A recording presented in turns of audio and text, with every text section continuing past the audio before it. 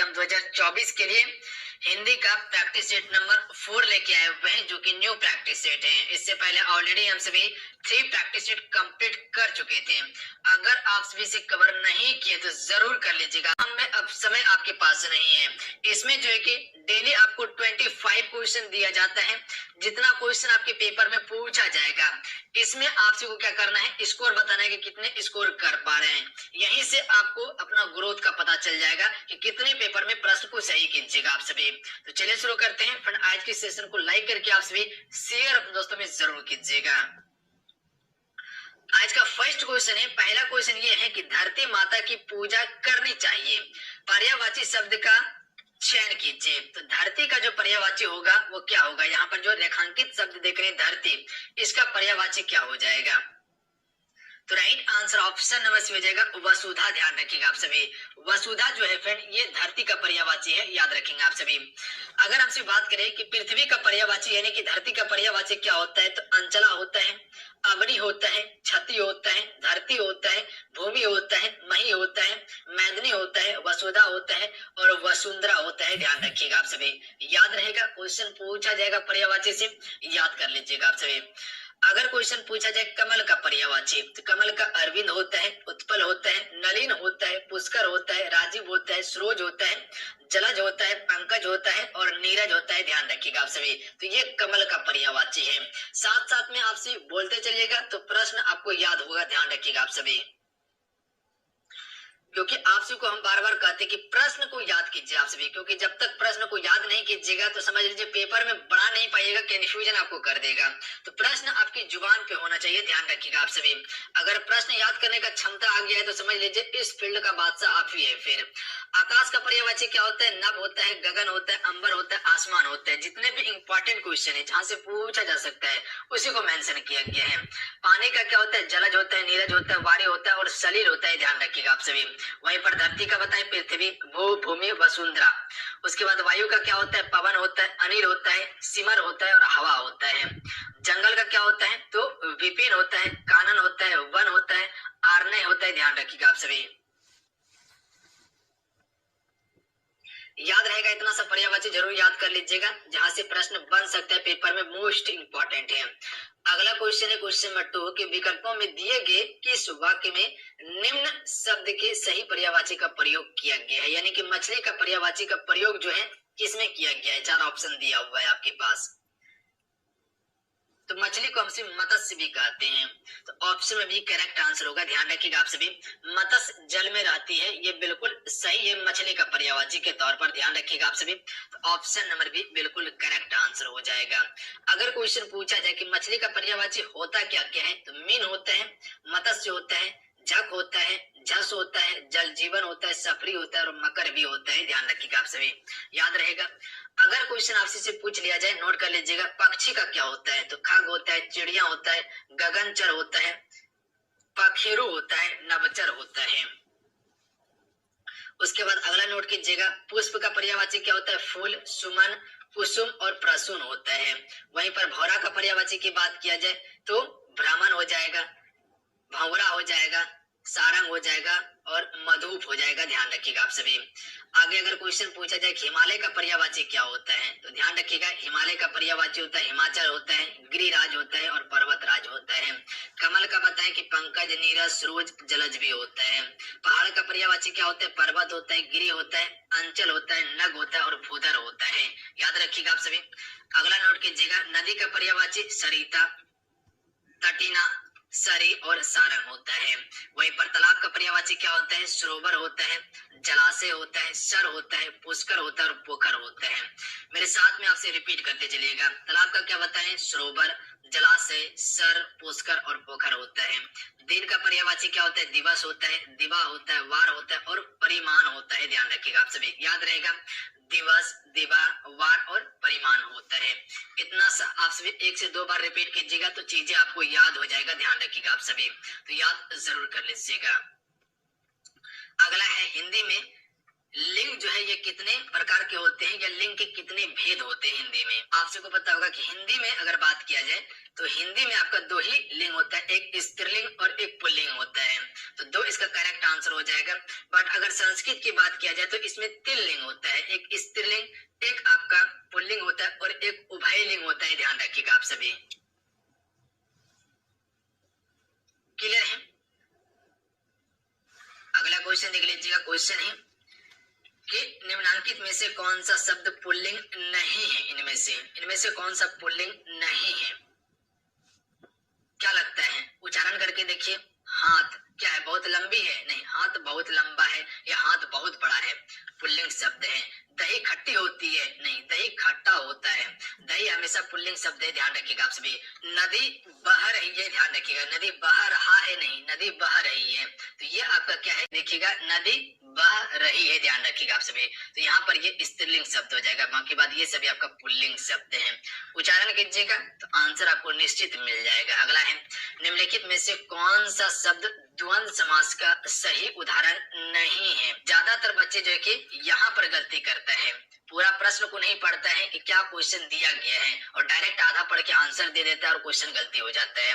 तो पूरा प्रश्न पढ़ा कीजिए कि क्वेश्चन क्या कहना चाह रहा है, कि कौन सा द्वंद्व समास नहीं है। तो द्वंद्व समास में आपको क्या बताएं? जहां पर विरोध हो या अपोजिट वर्ड देखने के लिए मिल जाए, जैसे कि छल कपट, ये आपका द्वंद्व समास है। सुख दुख द्वंद्व समास है। नाक कान द्वंद्व समास है, अन्यथा योजक चिन्ह आपको बीच में देखने के लिए मिलेगा। जितने भी विपार्थक शब्द देखते हैं, विलोम शब्द, वो द्वंद्व समास का ही उदाहरण है। भात दाल हो गया, लोटा डोरी हो गया, माता पिता हो गया, ये सभी क्या है? ये सभी द्वंद्व समास का उदाहरण है। जबकि आपका उपकल जो है ये आपका क्या है? अव्ययी भाव समास है, ध्यान रखिएगा आप सभी। क्या है उपकल जी? अव्ययी भाव समास है। अव्ययी भाव समास में क्या होता है? प्रथम पद इसका प्रधान होता है, जबकि द्वितीय पद क्या होता है? गौण हो जाता है, यानी कि उसको कम महत्व दिया जाता है। अन्यथा इसमें अव्यय शब्द या उपसर्ग शब्द लगा रहता है आगे में, ध्यान रखिएगा आप सभी। तो ये जो उप आप देख रहे हैं ये क्या है? एक उपसर्ग शब्द है, ध्यान रखिएगा आप सभी। तो ये क्या हो जाएगा? अव्ययी भाव समास हो जाएगा। बाकी बात जो है ये आपका द्वंद्व समास का उदाहरण है। तो क्वेश्चन कहा गया था कि इनमें से कौन सा जो है कि द्वंद्व समास नहीं है, तो ऑप्शन नंबर ए नहीं है, ध्यान रखिएगा आप सभी। अगला क्वेश्चन देख लीजिएगा, क्वेश्चन नंबर 6 है। चलिए इस क्वेश्चन का आंसर कीजिएगा आप सभी कि निम्नलिखित प्रश्नों में से 4 विकल्प में से उस विकल्प का चयन करें जो दिए गए शब्द के लिए सही द्विगु समास के विग्रह का विकल्प होगा। इनमें से द्विगु समास के विग्रह की बात किया गया है। सप्त तंत्र में जो है ये द्विगु समास है, और इसका समास विग्रह क्या होगा? द्विगु समास में क्या होता है? जितने भी संख्या वाला चीज है, जैसे कि दशानंद हो गया, पंचमुखी हो गया, तिराहा हो गया, जितने भी गिनती करने के लिए मिल जाए वहां पर द्विगु समास होता है। क्या कह सकते हैं आप सभी? सब तंत्र का अगर विग्रह किया जाए, समास विग्रह, तो इसका करेक्ट आंसर डी हो जाएगा। 7 तंत्रों का समाहार को हम सभी क्या कहते हैं? सब तंत्र कहते हैं। ऑप्शन नंबर डी बिल्कुल करेक्ट आंसर हो जाएगा। क्लियर है? अगला क्वेश्चन देख लीजिएगा। फ्रेंड आप सभी क्लासेस को लाइक जरूर कीजिएगा जितने मेरे साथ में जुड़े हुए हैं। बस इतना सा काम जरूर कर लिया कीजिए। देखिए हम कोशिश करते हैं कि आपके लिए बेहतर से बेहतर कंटेंट लाएं। बस आपको क्या करना है? क्लास को लाइक करके शेयर करना है आप सभी को। बस इतना सा काम कर लिया कीजिए। अपने दोस्तों में जो भी ग्रुप में आप तैयारी करते हैं वहां कम से कम 1 से 2 ग्रुप में जरूर शेयर किया कीजिए। बस इतना सा काम जरूर कर लिया कीजिए। जितना हो सकता है, जितना हमसे पढ़ सकता है, हमसे आपको बेहतर से बेहतर देने का कोशिश करते हैं। अपना 100% आपको देते हैं हम। चलिए इस क्वेश्चन का राइट आंसर कीजिएगा आप सभी। संधि विच्छेद से क्वेश्चन दिया हुआ है। यदि प्लस अपि, यानी कि यदि धन अपि से क्या होता है? यदापि बनता है। इसमें किस स्वर संधि का उदाहरण है? यानी कि ये कौन सा स्वर संधि का उदाहरण है, बताना है ये आपको। तो इसमें यन स्वर संधि का उदाहरण है, ध्यान रखिएगा आप सभी। ऑप्शन नंबर डी बिल्कुल करेक्ट आंसर हो जाएगा। ध्यान रखेंगे आप सभी। अभी आपको एक संधि का क्लास देंगे, उसमें आपको बताएंगे कि संधि कैसे पहचानिएगा आप सभी, और कौन सा संधि है, किसमें स्वर संधि लगा हुआ है, किसमें गुण संधि है, किसमें यन संधि है, ये सारा चीज हम आपको बताने वाले हैं। एक लेक्चर आएगा, पूरा डिटेल में आपको कवर करवा दिया जाएगा, वो टॉपिक वाइज में, क्योंकि वो बताने में फिर समय ज्यादा लगेगा आपको। निम्नलिखित शब्दों में से स्वर संधि को पहचानिए। इनमें से स्वर संधि को पहचानना है कि किसमें स्वर संधि है। जिसमें आपको आल लगा देखने के लिए मिल जाए तो सबसे पहले प्राथमिकता वहीं देना है, उसी में स्वर संधि आपको देखने के लिए मिलेगा। तो पुस्तकालय में जो है कि स्वर संधि है, ध्यान रखिएगा। ऑप्शन में ए बिल्कुल करेक्ट आंसर होगा। याद रहेगा आप सभी को। और स्वर संधि में भी ये दीर्घ स्वर संधि है, इसमें ध्यान रखिएगा आप सभी। अगला क्वेश्चन देख लीजिएगा। क्वेश्चन है कि संज्ञा, सर्वनाम, अव्यय, क्रिया और कारक के आधार पर उत्तर दीजिए। आज धन डैश कोई नहीं पूछता। तो यहाँ पर जो आप सभी देख रहे हैं, यहाँ पे कौन सा शब्द आ जाएगा कि आज धन के बिना कोई नहीं पूछता। ऑप्शन में ए बिल्कुल करेक्ट आंसर हो जाएगा और बिल्कुल सही बात है कि आज के युग में धन के बिना कोई नहीं पूछता। ध्यान रखिएगा, धन है आपके पास तो सब चीज है आपके पास, ध्यान रखेंगे। ऑप्शन में ए करेक्ट आंसर होगा, आसान था। अगला है उपयुक्त मध्यम पुरुष से वाक्य पूर्ण कीजिए। डैश व कार्य ना करे। मध्य पुरुष की बात यहाँ पर किया गया है, जैसे कि हम हो गए, जैसे हम हो गया, मैं हो गया, ये सभी क्या है, ये उत्तम पुरुष है। जैसे कि आप हो गए, आप हो गए, उसके बाद जो है कि तुम हो गए, ये सभी क्या है, ये सभी मध्य पुरुष का उदाहरण है। तो आप वह कार्य ना करे, ये बिल्कुल सही उचित शब्द होगा, ध्यान रखिएगा। तुम वह कार्य ना करे, ये नहीं होगा, ध्यान रखिएगा। आप वह कार्य ना करे बिल्कुल उचित शब्द होगा। ऑप्शन में सी करेक्ट आंसर होगा। अगला क्वेश्चन है पुस्तक से कौन सा विशेषण बनेगा। इनमें पुस्तक से विशेषण बनाना है, तो इसका ऑप्शन में सी करेक्ट आंसर हो जाएगा। पुस्तक का अगर विशेषण बनाना है तो ये पुस्तकीय हो जाएगा, सी करेक्ट आंसर होगा। जबकि पुस्तकें क्या हो जाएगा, बहुवचन हो जाएगा। अगला है डैश या कपड़ा है, रिक्त स्थान के लिए उचित निश्चित परिणाम वाचक विशेषण है। यहाँ पर परिणाम वाचक विशेषण की बात किया गया है। देखिए लाल, ये क्या है, उसकी गुण को बता रहे थे, ये गुणवाचक हो जाएगा। थोड़ा हो गया, थोड़ा हो गया, बहुत हो गया, तो ये अनिश्चित परिणाम बोधक विशेषण हो जाएगा। जबकि सुंदर, ये भी आपका क्या है, गुणवाचक विशेषण है। 5 मीटर कपड़ा, ये आपका परिमाणवाचक विशेषण होगा। ध्यान रखिएगा कि 5 मीटर कपड़ा हो गया या 10 मीटर रस्सी हो गया, ये सभी परिणाम या परिमाण को बताता है। ऑप्शन में ए बिल्कुल करेक्ट आंसर हो जाएगा। क्लियर है। और परिमाण वाचक में भी दो होता है, एक निश्चित एक अनिश्चित कपड़ा हो गया या 10 मीटर रस्सी हो गया, ये सभी परिणाम या परिमाण को बताता है। ऑप्शन में ए बिल्कुल करेक्ट आंसर हो जाएगा। क्लियर है। और परिमाण वाचक में भी दो होता है, एक निश्चित एक अनिश्चित होता है। निश्चित में जैसे कि 5 मीटर कपड़ा हो गया, 10 मीटर रस्सी हो गया, तो ये निश्चित बात किया जाता है। और अनिश्चित में क्या होता है, कुछ मीटर कपड़ा, कुछ मीटर रस्सी, तो ये अनिश्चित हो जाता है। अगला क्वेश्चन देख लीजिएगा। वाक्य के जिस पद से किसी कार्य के होने का पता चले उसे हम सभी क्या कहते हैं, तो उसे हम सभी क्रिया कहते हैं। ध्यान रखिएगा आप सभी, वाक्य के जिस पद से किसी कार्य के होने का पता चले उसे हम सभी क्या कहते हैं, क्रिया कहते हैं। याद रहेगा आप सभी को, एक साकर्मक क्रिया, एक आकर्मक क्रिया को याद रखिएगा। यहाँ से क्वेश्चन पूछा जाता है पेपर में कि कौन सा साकर्मक है और कौन सा आकर्मक है। अगला क्वेश्चन है निम्न में से विशेषण से संबंधित अशुद्ध वाक्य की पहचान करें। इनमें से विशेषण से संबंधित कौन सा एक अशुद्ध वाक्य है। 4 ऑप्शन दिया हुआ है, चलिए बताइएगा आप सभी। ऑप्शन को पढ़िए क्या कहना चाह रहा है। विशेषण से संबंधित अशुद्ध वाक्य, तो ऑप्शन में डी करेक्ट आंसर हो जाएगा। मेरी गाड़ी ऐसी नहीं जैसी आपकी कार है, ये विशेषण से संबंधित क्या है, अशुद्धि है। ध्यान रखिएगा आप सभी, यानी कि अशुद्ध वाक्य है। जो आप सभी ऐसी और जैसी जो देख रहे हैं, ये सर्वनामिक विशेषण के प्रकार की तरह यूज नहीं हुआ है, ध्यान रखिएगा। जबकि मुझे वैसा आदमी मत समझो, ये आपका सर्वनामिक विशेषण के तौर पर आपका जो कि प्रयोग हुआ है। मैं ऐसे वैसे लोगों से दोस्ती नहीं करता, इसमें भी जो कि सर्वनामिक विशेषण है। वह आदमी मेरे घर आया है, इसमें भी सर्वनामिक विशेषण है। ध्यान रखिएगा आप सभी, यानी कि ये सभी तो विशेषण की दृष्टि से बिल्कुल सही है, पर सही नहीं है ऑप्शन नंबर डी, यही अशुद्ध वाक्य है। अगला क्वेश्चन देख लीजिएगा। क्वेश्चन है कि क्रिया विशेषण शब्द होते हैं। क्रिया विशेषण शब्द क्या होते हैं, तो क्रिया की विशेषता जो बतलाते हैं उसी को हम सभी क्या कहते हैं, क्रिया विशेषण शब्द कहते हैं। बी करेक्ट आंसर होगा, ध्यान रखेंगे आप सभी। अगला है दिए गए वाक्य में क्रिया ज्ञात कीजिए। श्याम सोता है, इसमें कौन सा क्रिया है। अभी बताए थे कि साकर्मक क्रिया और आकर्मक क्रिया के बारे में क्वेश्चन पूछा जाता है।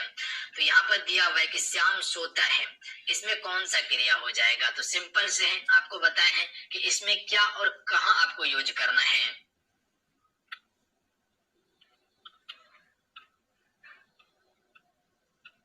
क्या और कहाँ आपको उच्चारण करना है। तो क्या बोले, श्याम सोता है, क्या सोता है, श्याम सोता है, क्या सोता है, पता है नहीं, जवाब मिला। अगर जवाब मिल जाए तो समझ लीजिए साकर्मक क्रिया होगा, अगर जवाब नहीं मिले तो समझ लीजिए आकर्मक क्रिया है। जैसे उच्चारण कीजिए, श्याम सोता है, क्या सोता है पता नहीं है, या कह सकते कि श्याम खेलता है, क्या खेलता है? श्याम खेलता है, क्या खेलता है? तो ये आकर्मक क्रिया होगा, ध्यान रखिएगा आप सभी। ये श्याम हंसता है, क्या हंसता है? पता है? नहीं। दांत हंसता है, नहीं हंसता है। तो क्या कर सकते हैं? आकर्मक क्रिया है। अगर यही कहते हैं कि श्याम बेड पर सोता है, तो कहाँ सोता है? बेड पर सोता है, ये साकर्मक क्रिया होगा। श्याम फुटबॉल खेलता है, क्या खेलता है? श्याम फुटबॉल खेलता है। यहाँ पर जवाब आपको मिल रहा है, यहाँ पर साकर्मक क्रिया होगा, ध्यान रखिएगा। समझ में आए?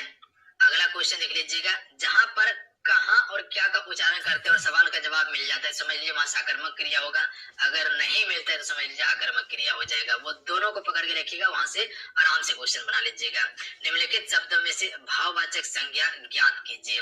तो आपको बताएं कि संज्ञा का 5 भेद होता है, व्यक्तिवाचक, जातिवाचक, भाववाचक, द्रव्यवाचक, समूहवाचक बताएं, जिसमें कि पूरा समूह का बोध हो। द्रव्यवाचक में क्या होता है? जिसे नापा तौला जा सके, जैसे घी हो गया, तेल हो गया, सोना हो गया। जातिवाचक में क्या होता है? जो पूरी जाति को बताता हो। भाववाचक में किसी के भाव को दर्शाता हो या गुण को दर्शाता हो। और व्यक्तिवाचक में जैसे किसी नाम की बात किया, जैसे राम हो गया, या किसी देश का नाम हो गया, जैसे भारत हो गया या इंग्लैंड हो गया। ये सभी व्यक्तिवाचक संज्ञा है, जहाँ किसी एक व्यक्ति का बोध हो। तो ये कह सकते हैं भाववाचक संज्ञा जो है सत्य है, ध्यान रखिएगा। क्या लगता है? सत्य को आप प्लेट में परोस दीजिएगा, परोस सकते हैं? नहीं परोस सकते हैं, ये आपका भाववाचक संज्ञा है। तो जिसे आप सभी कहीं रख नहीं सकते हैं या कहीं आप सभी कह सकते हैं कि जो अदृश्य है, वो आपका भाववाचक संज्ञा हो जाएगा, ध्यान रखिएगा। जैसे कह सकते हैं कि एक बूढ़ा आदमी, तो बूढ़ा तो जातिवाचक है, पर अगर वही कहे बुढ़ाड़ी कहे तो उसकी विशेषता है, ध्यान रखिएगा। यानी कि उसके गुण को बता रहे हैं कि वो बुढ़ाड़ी है, ध्यान रखिएगा, बुढ़ाड़ी आ चुका है, तो वो भाववाचक हो जाएगा, ध्यान रखेंगे आप सभी। पुस्तक क्या है? ये जातिवाचक संज्ञा है, ध्यान रखिएगा। पुस्तक की अगर बात किया जाए तो पुस्तक तो बहुत सारा पुस्तक होता है, एक पुस्तक है ही नहीं। अगर वही किसी पुस्तक का नाम लेके बोला जाए कि ये रामायण की पुस्तक है, तो वो आपका व्यक्तिवाचक होगा, ध्यान रखेंगे आप सभी। वाराणसी, वाराणसी तो एक नाम आ रहा है, एक ही चीज का बोध हो रहा है, यहाँ पर व्यक्तिवाचक होगा। शेर क्या हो जाएगा? ये आपका जातिवाचक होगा। अगर शेर की बात किया जाए तो शेर एक ही नहीं होता है, शेर में पूरा फैमिली जितना है, यानी कि उस कह सकते हैं कि जाति का जितना भी शेर है वो शेर के अंतर्गत आ जाएगा। क्लियर है? अगर वही शेर का नाम रख दिया जाए तो वहां पर फिर व्यक्तिवाचक हो जाएगा। अगला क्वेश्चन देख लीजिएगा, निम्नलिखित में से कौन सा विकल्प सरल वाक्य का उदाहरण है? एक होता है सरल वाक्य, एक मिश्र वाक्य और एक संयुक्त वाक्य। जैसे अगर मिश्र वाक्य की बात किया जाए, कौन व्यक्ति है जो महात्मा गांधी का नाम नहीं सुना है? तो जहां पर आपको बहुत ज्यादा लंबा वाक्य देखने के लिए मिल जाए, वहां पर आपका मिश्र वाक्य होगा, ध्यान रखिएगा। संयुक्त वाक्य में क्या होता है पता है आप सभी को? जैसे कह सकते कि राम और मोहन सोएगा, ये आपका संयुक्त वाक्य है। राम और मोहन पढ़ेगा, संयुक्त वाक्य है। अगर यही कहते कि राम पढ़ेगा, ये सरल वाक्य होगा। राम पढ़ेगा सरल वाक्य होगा। तो इसका करेक्ट आंसर क्या हो जाएगा? ऑप्शन नंबर ए, उसके आने का समय निश्चित नहीं है, ये आपका सरल वाक्य है। उसके आने का समय निश्चित नहीं है, सरल वाक्य है। अगर यही कहते उसके आने का समय निश्चित है और जाने का भी समय निश्चित है, ये आपका क्या हो जाएगा? संयुक्त वाक्य होगा, ध्यान रखिएगा आप सभी। अगला क्वेश्चन देख लीजिएगा, जो गरीबों की सहायता करते हैं वो धर्मात्मा होते हैं, डैश वाक्य है इसमें। जो गरीबों की सहायता करते हैं वो धर्मात्मा होते हैं, इसमें मिश्र वाक्य लगा हुआ है। आपको क्या बताएं कि जहां पर बहुत ज्यादा लंबा लेंथ देखने के लिए मिल जाए, वहां पर आपको टिक कर देना है मिश्र वाक्य में, ध्यान रखिएगा आप सभी। अटपटा शब्द इसमें देखने के लिए मिलेगा आपको। ऑप्शन नंबर बी बिल्कुल करेक्ट आंसर होगा, कि जो गरीबों की सहायता करते हैं वो धर्मात्मा होते हैं, बी करेक्ट आंसर होगा। अगला है औपचारिक शब्द में परतीय है।